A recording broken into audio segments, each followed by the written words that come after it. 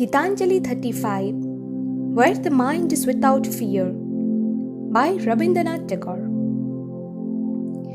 Where the mind is without fear and the head is held high, where knowledge is free, where the world has not been broken up into fragments by narrow domestic walls, where words come out from the depth of truth, where tireless striving stretches its arms towards perfection,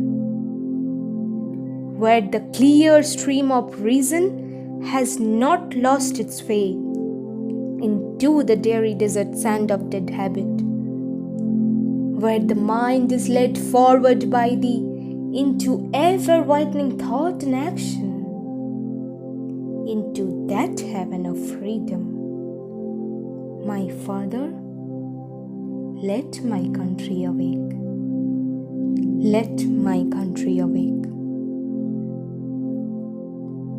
Drop your poem suggestions for recitation in the comment section below. And if you like this video, make sure to like, share and subscribe. Thank you for watching. Have a good day.